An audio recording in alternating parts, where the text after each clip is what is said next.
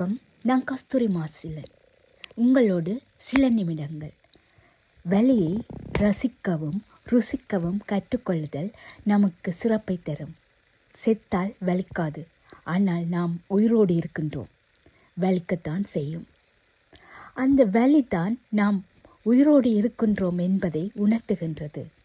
வலிக்க வலிக்க தன்னம்பிக்கையோடும் விடாமுயற்சியோடும் எழுந்து வெற்றி பெறலாம் என்பது நிச்சயம். நாம் கூடுதலாக பயப்படுவது வலிக்க முன்புதான், வலித்து விடுமோ என்று. எதற்கும் பயப்படாமல் போராட வேண்டும் என்பதை சிறுக சிறுக அனுபவம் மூலம் பெற்றுள்ளேன் என்பதை நான் நினைக்கின்றேன். வலியின் வேதனையில் தான் சவால்களை சந்திக்க வேண்டும் என்ற துணிச்சலும் உத்வேகமும் உருவாகும். சோகமாக இருக்காது, மகிழ்ச்சியாக இருக்க முயற்சிப்போம். நமது வாழ்க்கையில் நாம் செய்யும் மிகப்பெரிய குற்றம் நாம் சோகமாக இருக்கின்றது தான் என்று நினைக்கின்றேன்.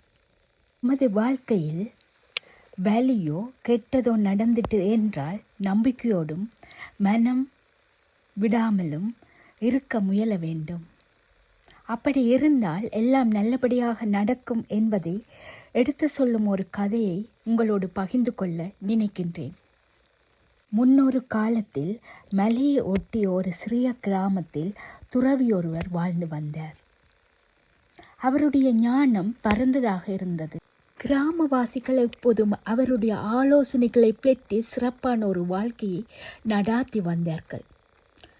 துறவி எப்போதும் ஒரு மலைக்கோயின் உச்சியில் தியானம் செய்து வருவார்.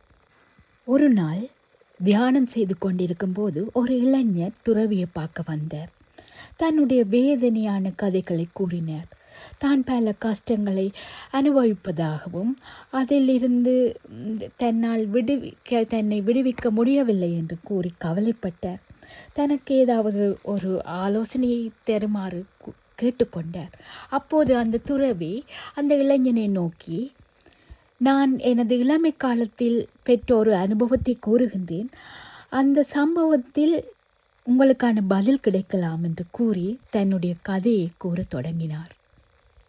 பல ஆண்டுகளுக்கு முன்பு நான் இளமையாக இருந்தபோது பல கிராமங்களுக்கு சென்று பல ஞானிகளை சந்தித்து அவர்களுடன் பழகி அவர்களுடைய அறிவை பெற்றுக்கொண்டேன்.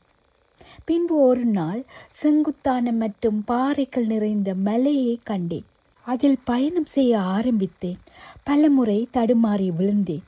ஆனால் வலியை பொருட்படுத்தாது வலிக்க வலிக்க முன்னேறி சென்று பல போராட்டங்களின் மத்தியின் பின் அந்த மலை உச்சியை அடைந்தேன்.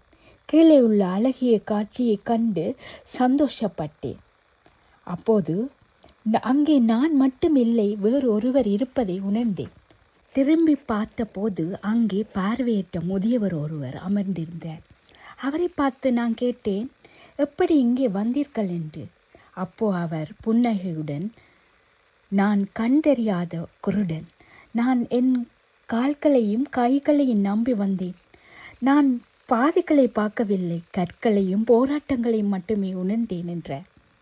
ஆம், இந்த கதையின்படி உடைந்த கற்கள் தான் ஆசிரியர்.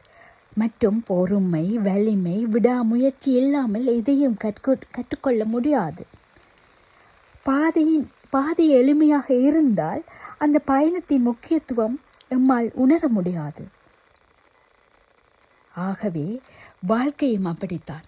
கடுமையான பாதையாக இருந்தால் வெற்றி நிச்சயம் அடையலாம் எங்கள் முயற்சியால். வலி மிகுந்த பாதைதான் எமக்கு உயரவும் கற்றுக்கொள்ளவும் உதவி செய்யும் என்று தன் கதையை கூறி முடித்தார். பின்பு இளைஞனை நோக்கி, இப்ப புரிகிறதா என்று கேட்க ஆழ்ந்த நிகழ்ச்சியுடன், ஆம் புரிகிறது, வாழ்க்கையில் வெறும் துன்பம் எமக்கு ஆசிரியர் போன்றவை என்று சிரித்தபடியே கூறினார். ஆம், ஒரு நோக்கத்துக்கு ஆகத்தான் எமக்கு பல துன்பங்கள் வருகின்றன.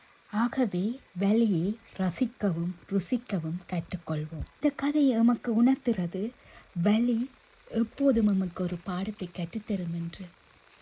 வலியை ரசிக்கவும் ருசிக்கவும் கற்றுக்கொள்வோம். ஒவ்வொரு செயல்பாடும் ஒவ்வொரு வழியும் ஏதோ ஒரு நோக்கத்துக்காக நடைபெறுகின்றது என்பதை உணர்ந்து வழியை ரசிப்போம். நன்றி.